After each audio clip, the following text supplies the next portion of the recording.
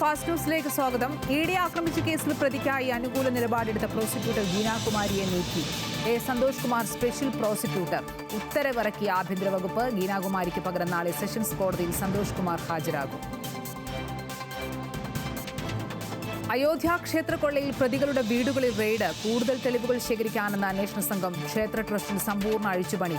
പുതിയ ജനറൽ സെക്രട്ടറിയെ ജൂലൈ 11 പ്രഖ്യാപിക്കും. ആരോപണ വിധേയനായ ചമ്പത് റായിക്ക് VHP കേന്ദ്ര ഓഫീസിന്റെ ചുമതലകൾ നൽകാൻ നീക്കം. അന്വേഷണം ഉന്നതരിലേക്ക് എത്തിക്കാതിരിക്കാനുള്ള ശ്രമമെന്ന് പ്രതിപക്ഷം. തിരുവനന്തപുരം നഗരസഭയിൽ BJP ഭരണസമിതിക്കെതിരായ UDF അവിശ്വാസ പ്രമേയത്തെ LDF പിന്തുണയ്ക്കില്ല. ഒന്നിച്ചുള്ള അവിശ്വാസ പ്രമേയ നീക്കം രാഷ്ട്രീയമായി ഗുണം ചെയ്യില്ലെന്ന് CPM വിലയിരുത്തൽ.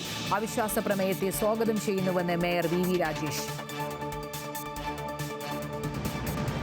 ഭർത്താവ് അതുലിന്റെ കൊടും ക്രൂരത എണ്ണിപ്പറഞ്ഞ ആറ്റുകാലിൽ മരിച്ച ആരതിയുടെ ആത്മഹത്യക്കുറിപ്പ്. വാട്സപ്പ് ചാറ്റും പുറത്ത്. അതുലിനെതിരെ ആത്മഹത്യാ പ്രേരണക്കുറ്റം. നിരന്തര പീഡനമാണ് ആരതി ജീവനൊടുക്കാൻ കാരണമെന്ന് കുടുംബം. കുറ്റം സമ്മതിച്ചു അതുലിനെ റിമാൻഡ് ചെയ്തു.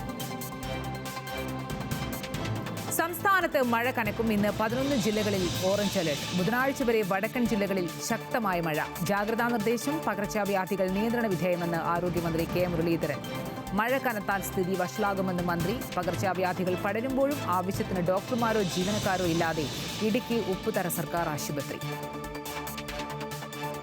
പ്രധാനമന്ത്രി നരേന്ദ്രമോദിക്ക് സെയ്ഷെൽസിന്റെ പരമോന്നത ബഹുമതിയായ guardian of the blue horizon സമ്മാനിച്ചു. ബഹുമതി പരിസ്ഥിതി സംരക്ഷണം, സുസ്ഥിര വികസനം എന്നീ മേഖലകളിലെ നേതൃത്വ പാടവത്തിനും സംഭാവനകൾക്കുമായി ദേശീയ അസംബ്ലിയെയും മോദി അഭിസംബോധന ചെയ്യും. സൗദി അറേബ്യയിലെ പ്രമുഖ എണ്ണ കമ്പനിയായ അരാംകോയുടെ ഹെലികോപ്റ്റർ തകർന്നു വീണ് 14 പേർ മരിച്ചു. അപകടം നടന്നത് സൗദിയുടെ കിഴക്കൻ തീരത്ത് സ്ഥിതി ചെയ്യുന്ന ഏറ്റവും വലിയ എണ്ണ കയറ്റുമതി കേന്ദ്രമായ റാസ് തനൂറയിൽ. അപകട കാരണം വ്യക്തമല്ല. അന്വേഷണം ആരംഭിച്ചതായി ഊർജ്ജ മന്ത്രാലയം അറിയിച്ചു.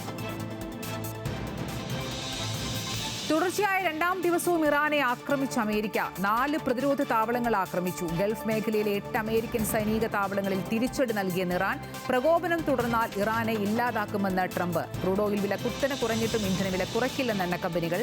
നഷ്ടം നികത്താനെന്ന് വിശദീകരണം. ഈ വർഷം തന്നെ സ്വന്തം രാജ്യത്തേക്ക് മടങ്ങിയെത്തുമെന്ന് ബംഗ്ലാദേശ് മുൻ പ്രധാനമന്ത്രിയും അവാമി ലീഗ് നേതാവുമായ ഷെയ്ഖ് ഹസീന രാഷ്ട്രീയ തിരിച്ചുവരവിനെക്കുറിച്ച് പ്രഖ്യാപനം നടത്തിയത് ദേശീയ മാധ്യമത്തിന് ഇമെയിൽ വഴി നൽകിയ അഭിമുഖത്തിൽ. മടങ്ങിവരവ് അധികാരമോഹങ്ങൾ കൊണ്ടല്ല, ബംഗ്ലാദേശികളുടെ അവകാശങ്ങൾ സംരക്ഷിക്കുന്നതിനും ജനാധിപത്യം പുനഃസ്ഥാപിക്കുന്നതിനും വേണ്ടിയെന്ന് ഹസീന. ഫിഫ ലോകകപ്പിൽ നോക്കൌട്ട് ചിത്രം തെളിഞ്ഞു. എല്ലാ കളികളിലും ജയിച്ച് ഗ്രൂപ്പ് ചാമ്പ്യന്മാരായി അർജന്റീന. ജോർദാനെ തോൽപ്പിച്ചത് 1-3 ഗോളുകൾക്ക്. എല്ലാ മത്സരങ്ങളിലും ഗോൾ നേടി മെസ്സി. കൊളംബിയ പോർച്ചുഗൽ മത്സരം ഗോൾ രഹിത സമനിലയിൽ. ഫാസ്റ്റ് ന്യൂസ് പൂർണ്ണമാകുന്നു. നമസ്കാരം.